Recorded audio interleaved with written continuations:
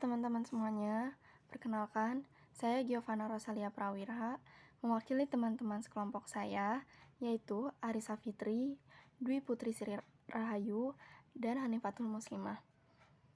Kami akan membahas mengenai materi perkembangan fisik, intelektual, bahasa, dan psikososial anak. Berikut adalah cakupan materi pada bab ini. Yang pertama, ada perkembangan fisik anak. Kedua, perkembangan intelektual dan kelainan mental. Ketiga, keterlambatan dan kelainan bahasa. Yang pertama, ada pengertian perkembangan. Perkembangan merupakan segala sebuah proses perubahan menuju ke hal-hal yang lebih sempurna.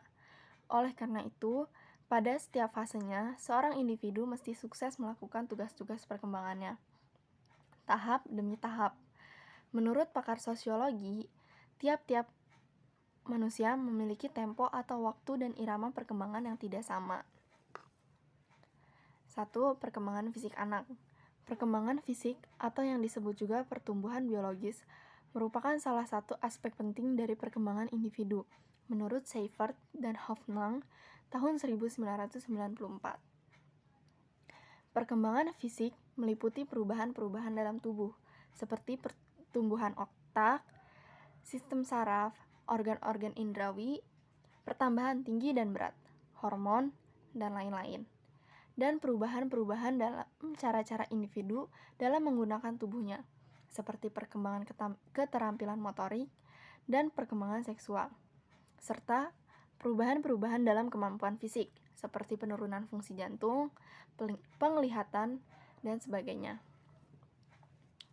Secara garis besarnya, pertumbuhan dan perkembangan fisik peserta didik dapat dibagi atas 3 tahap, yaitu tahap setelah melahir hingga usia 3 tahun, tahap anak-anak hingga masa prapubertas yaitu 3-10 tahun, tahap pubertas yaitu 10-14 tahun, dan tahap remaja atau adolescent saat usia 12 tahun ke atas. Berdasarkan tahapan di atas, maka anak usia sekolah SD sampai SMP dimasukkan dalam prapubertas atau pubertas awal. Sedangkan anak SMP hingga SMA dimasukkan dalam tahap remaja. Yang kedua, perkembangan intelektual dan kelainan mental.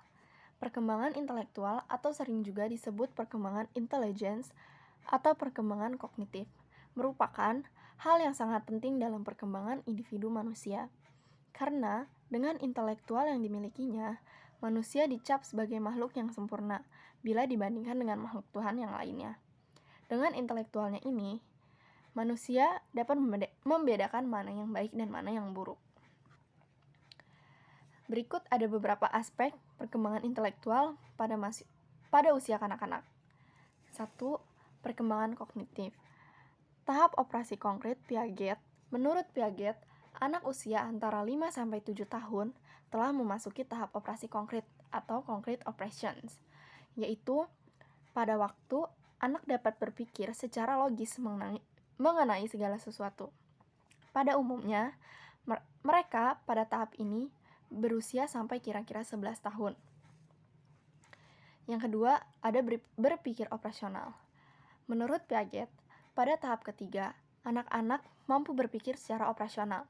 Mereka dapat menggunakan berbagai simbol, melakukan berbagai bentuk operasional, yaitu kemampuan aktivitas mental sebagai kebalikan dari aktivitas jasmani, yang merupakan dasar untuk mulai berpikir dalam aktivitasnya. Walaupun anak-anak yang praoperasional dapat membuat pernyataan mental tentang objek dan kejadian-kejadian sekalipun tidak dapat dalam seketika, cara belajar mereka masih terikat pada pengalaman fisik. Yang ketiga, konservasi. Salah satu kemampuan yang penting yang dapat mengembangkan berbagai operasi pada tahap konkret.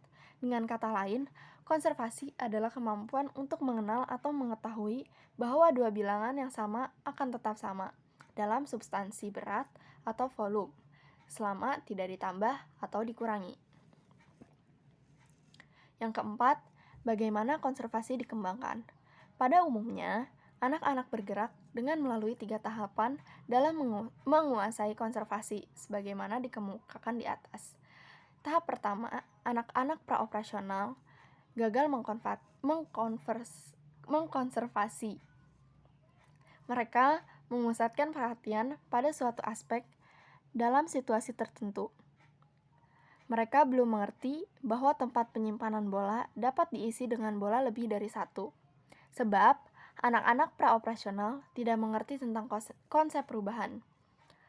Mereka tidak mengetahui dan tidak mengerti bahwa mereka dapat merubah sesuatu. Misalnya, dengan menggerakkan suatu benda, contohnya bola, tanpa merubah bentuknya. Yang ketiga, ada keterlambatan dan kelainan bahasa. Menurut para pakar, perkembangan fungsi berbahasa merupakan proses paling kompleks di antara seluruh fase perkembangan.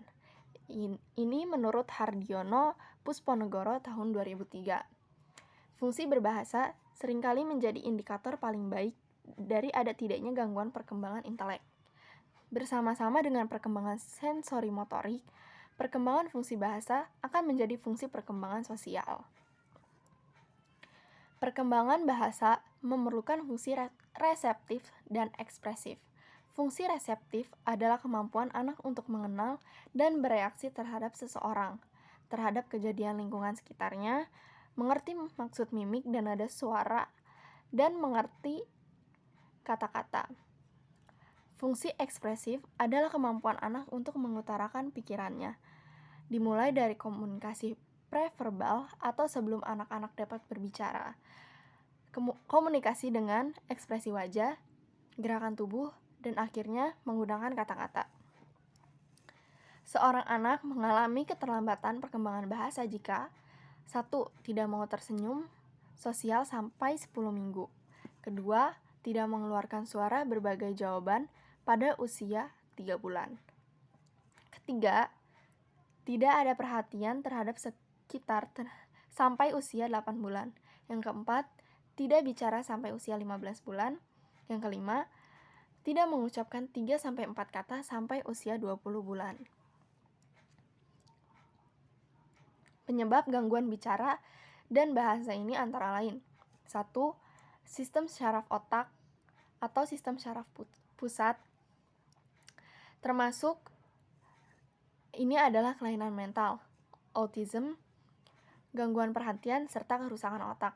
Yang kedua, adanya gangguan pendengaran, gangguan penglihatan maupun kelainan organ bicara. Yang C, ada faktor emosi. Sekian presentasi yang bisa kami tampilkan. Kurang lebihnya mohon maaf. Saya ucapkan terima kasih dan selamat pagi.